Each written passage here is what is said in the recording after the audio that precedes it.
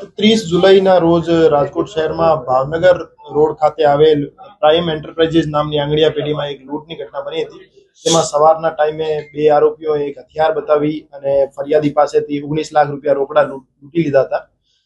માનનીય CP sir Brajeshkumar જાસર અને additional CP sir ચૈતન્ય મંડલિક sir દ્વારા રાજકોટ શહેર ક્રાઇમ બ્રાન્ચ અને બી ડિવિઝનની ટીમોને આરોપીઓને ઝડપથી પકડી પાડવા માટે અને ડિટેક્ટ કરી મુદ્દામાલ રિકવર કરવા બાબતે સૂચના કરવામાં આવેલ હતી. આ કાર્યવાહીના અનુપાલનના ભાગરૂપે એસીપી શ્રી ભરત બસિયા સાહેબના માર્ગદર્શન હેઠળ પીઆઈ શ્રી એસ ચાવડા સાહેબ, પીઆઈ શ્રી મનોજ ડામોર સાહેબ, પીઆઈ શ્રી ચિરાગ જાદવ સાહેબની ટીમો દ્વારા અલગ અલગ રાજ્યોમાં તપાસ હાથ ધરવામાં આવેલ હતી અને બે આરોપીઓને અત્યારે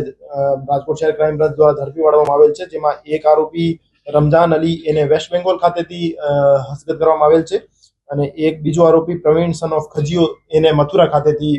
હસ્તગત કરીને રાજકોટ ખાતે લેવામાં આવેલ છે અને જે બે આરોપીઓ છે એની વિગતવારની પૂછપરછ અત્યારે હાથ ધરવામાં આવેલ છે અને જે એક આરોપી રમઝાન અલી છે વેસ્ટ બેંગોલથી જેને લાવવામાં આવેલ હતો એના 5 દિવસના રિમાન્ડ મેળવવામાં આવેલ છે અને રિમાન્ડ દરમિયાન એની વ્યવસ્થિત પૂછપરછ કરી એમના પાસેથી મુદ્દામાલની રિકવરી કરવામાં આવશે.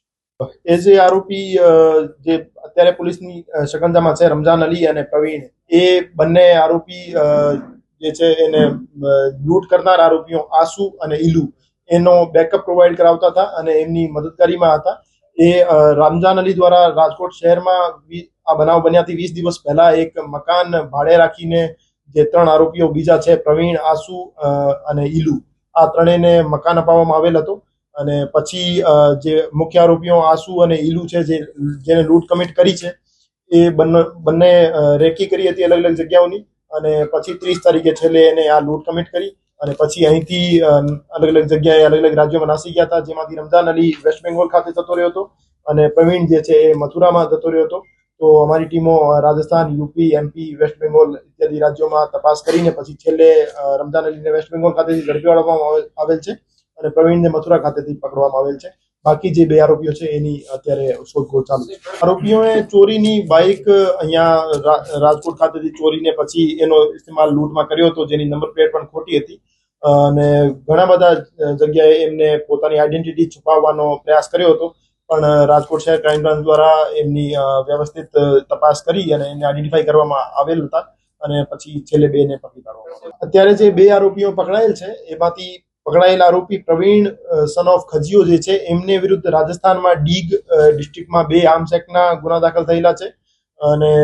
બીજું એક જે આરોપી છે આસુ ઉર્ફે આસ મોહમ્મદ અયુબ, એ મથુરાનો રહેવાસી છે. એના વિરુદ્ધ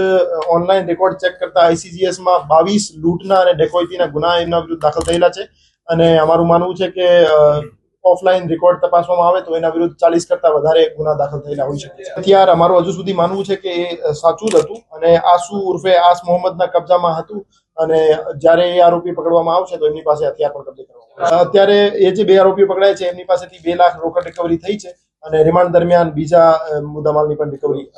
જે આરોપી રમઝાન અલી ઉર્ફે રાજુ સન ઓફ કુરબાન અલી શેખ છે એ મૂળ 24 પરગણા વેસ્ટ બેંગોલનો રહેવાસી છે. એ જે માણસ હતો એ પહેલા દિલ્હી ખાતે ઇમિટેશન જ્વેલરીમાં કામ કરતો હતો અને અહીંયા છેલ્લા 3 મહિનાથી 3.5 મહિનાથી રાજકોટ ખાતે કામ કરતો હતો અને દિલ્હીમાં જ્યારે એ કામ કરતો હતો ત્યારે આસુ ઉર્ફે આસ મોહમ્મદ અને બીજા જે પ્રવીણ અને ઈલુ, એ ત્રણેય આરોપીઓ એમના સંપર્કમાં આવ્યા હતા અને આ 30 જુલાઈના જે બનાવ છે એ એના 20 દિવસ પહેલા એમને ફોન આવ્યો હતો આસુ ઉર્ફે આસ મોહમ્મદનો અને એમને રમઝાન અલીને એક રૂમ ગોતવા માટેનું કીધું હતું. તો રમઝાન અલી દ્વારા એક ભગવતીપરા વિસ્તારમાં કમરો ગોતી દેવામાં આવેલ હતો અને એને ત્રણેયને અહીંયા રાખવામાં આવેલ હતા અને પછી 4 આરોપીઓએ મળીને કેવી રીતે લૂંટ કમિટ કરવી અને આખા યોજના ઘડી હતી અને પછી રેકી કરીને 30 તારીખે છેલ્લે આ એક્ઝિક્યુટ કર્યું. લૂંટ કમિટ કરવામાં એ જે બે આરોપીઓ છે રમઝાન અલી અને પ્રવીણ, એમની કોઈ ડાયરેક્ટ ઇન્વોલ્વમેન્ટ નહોતું. એ આખું પાછળની પ્લાનિંગ અને અહીં લોકલ સપોર્ટ આરોપીઓને પ્રોવાઈડ કરાવવાનો અને એને જે જરૂરી સુવિધાઓ છે પૂરી પાડવાની, જેમ કે બાઇક છે અથવા એમનો મકાન છે અથવા એમને કોઈ દવા ભોજનની જરૂરિયાત હોય, એ બધી વસ્તુઓ જે એમને પૂરી પાડવાનું કામ કરવામાં આવતું હતું એ રમઝાન અલી અને બાકી પ્રવીણ દ્વારા કરવામાં આવતું હતું અને જે લૂંટ કમિટ કરી હતી એ આસુ ઉર્ફે આસ મોહમ્મદ અને ઈલુ દ્વારા લૂંટ કમિટ કરવામાં આવેલ.